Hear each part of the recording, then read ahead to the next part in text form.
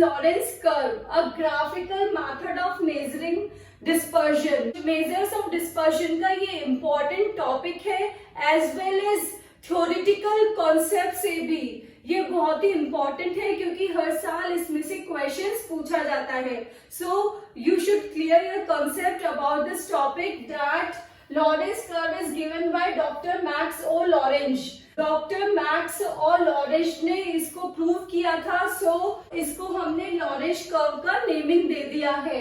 Dispersion graph, इसमें क्या होता है, आप मैथमेटिकल रिप्रेजेंटेशन नहीं करते हैं डिस्पर्जन का, इसमें आप ग्राफ पे कर्व बनाते हैं, इसलिए इसको हम क्या बोलते हैं, graphical method of measuring dispersion. In this method we use graph, so this is best for showing uneven distribution of wealth and income.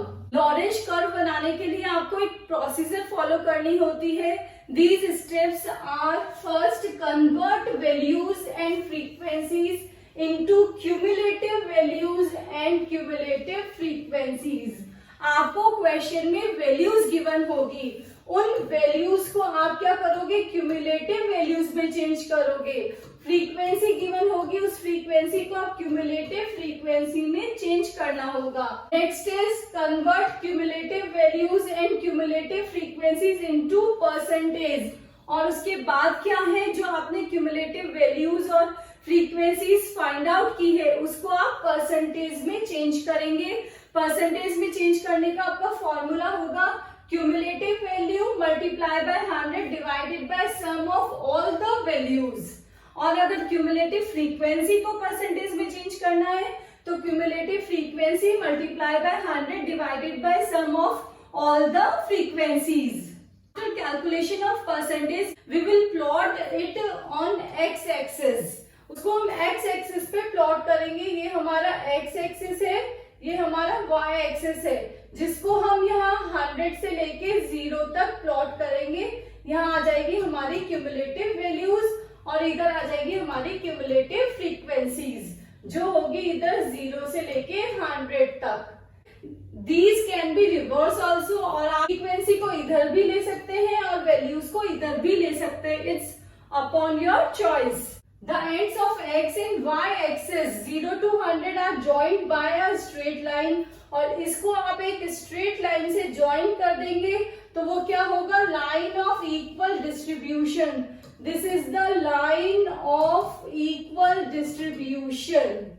Percentage values and the frequencies are plotted on the graph. और उसके बाद में जो आपने percentage निकाली है उसको आप प्लॉट कर देंगे इस ग्राफ पर. ऐसे जो आपका कर्व आएगा उसको क्या बोलेंगे आप, Lorentz curve. If you have theoretical question in your examination, you have to explain the answer with the practical example. आपको उसमें ये टेबल बना के, ग्राफ बना के शो करना होगा, तभी आप full out of full marks score कर पाएंगे. So that is the best representation of your answer. Prepare Lorentz curve from the following data. Earnings are 100, 120, 140, 160, 200 and 280. Number of persons are from group A 6, 8, 12, 9, 10 and 5. From group B 15, 10, 9, 11, 3 and 2. First step is calculate cumulative values and cumulative frequencies. ये हमें values given है और ये हमें frequency given है. तो actual earnings are the values. Actual values copied from the question. Now we will calculate cumulative values. Cumulative values 100 का 100 आ जाएगा. 100 plus 120 equals to 220. 220 plus 140 equals to 360. 360 plus 160 equals to 520. 520 plus 200 equals to 720. 720 plus 280 equals to 1000. ये आपने total कर लिया है. Next अब हम frequencies का भी क्यूमुलेटिव फ्रीक्वेंसी कैलकुलेट कर लेंगे. ग्रुप ए का है ये frequencies copied from the question और ग्रुप बी का भी आपने कॉपी किया है क्वेश्चन से. Next we will calculate cumulative frequencies.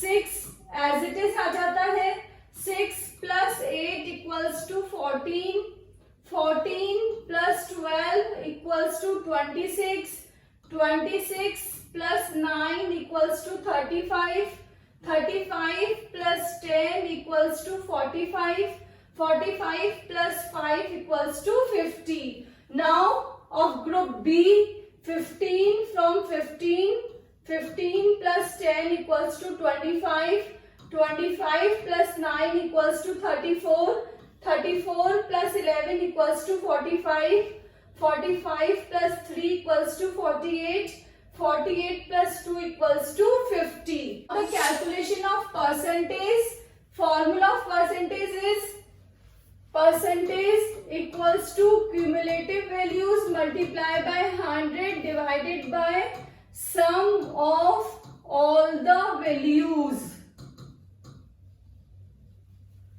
Sum of all the values है आपका 1000, तो 100 multiplied by 100 divided by 1000, 220 cumulative value है, multiply by 100 divided by 1000 equals to 22%, 360 multiply by 100 divided by 1000 equals to 36%, 520 multiply by 100 divided by 1000 equals to 52%, 720 multiplied by 100 divided by 1000 equals to 72, 1000 multiplied by 100 divided by 1000 equals to 100%.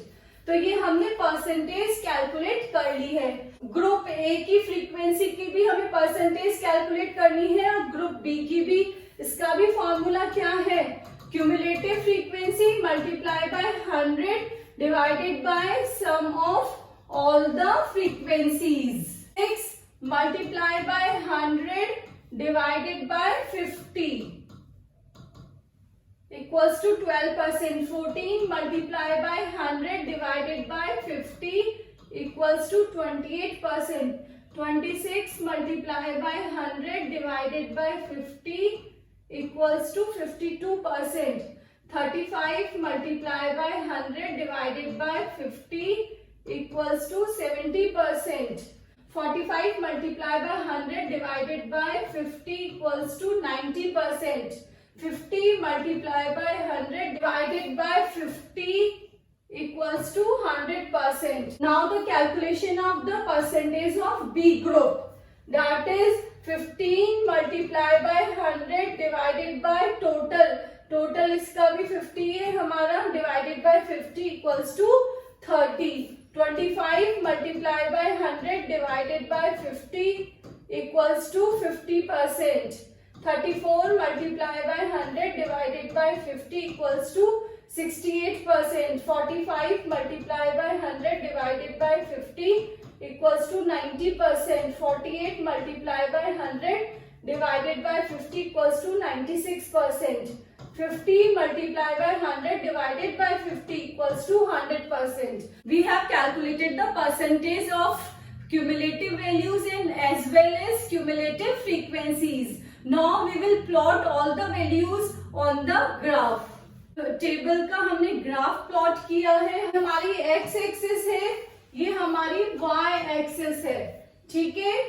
हमने ये बोला था कि x axis पे हमें लेना है 100 से लेके 0 तक, 100, 90, 80, 70, 60, 50, 40, 30, 20 एंड 10। इधर हमने लिया है percentages of persons, that is cumulative frequency, और यहाँ हमने लिया है percentages of income, that is cumulative values, और इधर हमने y एक्सिस पे लेना होता है 0 से लेके 100 तक, 0, 10, 20, 30, 40, 50, 60, 70, 80, 90 एंड 100।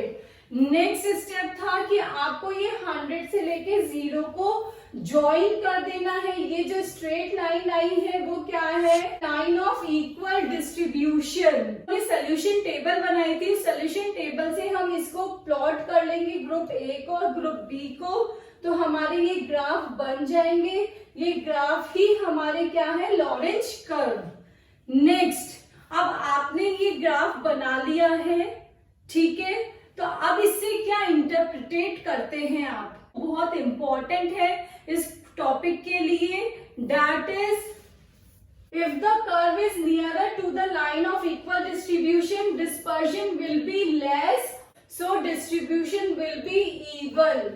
अगर हमारा कर्व, ये जो हमारा कर्व है इस लाइन के पास में बनता है, तो हमारा डिस्पर्जन क्या है, लेस डिस्पर्जन है, और डिस्ट्रीब्यूशन क्या है, हमारा इवन डिस्ट्रीब्यूशन है। Fine. Next, if the curve has more distance from the line of distribution, और अगर इस line of distribution से ये ज्यादा दूर है, then dispersion will be more and distribution will be uneven। तब हमारा जो dispersion होगा वो होगा ज्यादा और distribution वो है हमारा uneven। फाइन। तो अब ग्रुप ए में हमारा less dispersion है क्योंकि वो लाइन ऑफ इक्वल डिस्ट्रीब्यूशन के पास में है, और इसका जो डिस्ट्रीब्यूशन है वो है इवन। ये है ग्रुप ए का, ठीक है। नेक्स्ट है अब ग्रुप बी का क्या है, मोर डिस्टेंस है, इससे ये ज्यादा दूर है, इसलिए उसका क्या हो गया, डिस्पर्जन मोर हो गया है और distribution uneven. This is for group B. Fine. If the curve nearer coincides the line of equal distribution, there will be no dispersion। अगर आपका ग्राफ प्लॉट किया आपने ग्रुप्स का, वो अगर इस लाइन के ऊपर आता है, लाइन ऑफ इक्वल डिस्ट्रीब्यूशन के ऊपर आता है, तो दैट मीन्स उसमें कोई भी डिस्पर्जन नहीं है, विषमता नहीं है। Next, if there are two Lorentz curve, the one is nearer to the line of equal distribution will be having less dispersion and then other one।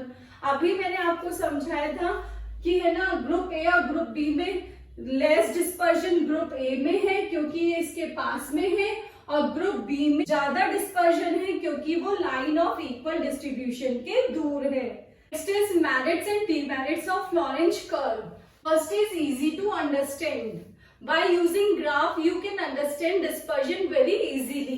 Comparability, that means आप जब दो ग्राफ देखेंगे तो आप easily उनका comparison कर सकते हैं कि किसमें dispersion ज्यादा है और किसमें कम है। Attractive and effective, graphical presentation effective और attractive भी होता है as you know, क्योंकि ये diagrammatic presentation है। Easy estimation of variation, जो भी वेरिएशन है उसको आप इजीली सिर्फ ग्राफ के थ्रू, अगर आपने अच्छे से ग्राफ समझ रखा है तो यू कैन इजीली अंडरस्टैंड कि किसमें वेरिएशन ज्यादा है और कम है। नेक्स्ट, कंसंट्रेशन, फ्रीक्वेंसीज का कंसंट्रेशन कहाँ पे ज्यादा है वो एज अ कर्व के थ्रू आप देख सकते हैं। Fine. Lack of numerically, this is a graphical और diagrammatic representation, not a numerical measure, so lack of numerically। Next, drawing is not easy. अगर आपने अच्छे से ग्राफ नहीं समझा है कि कैसे लॉरेंज कर्व बनाना है, यू विल डू मिस्टेक।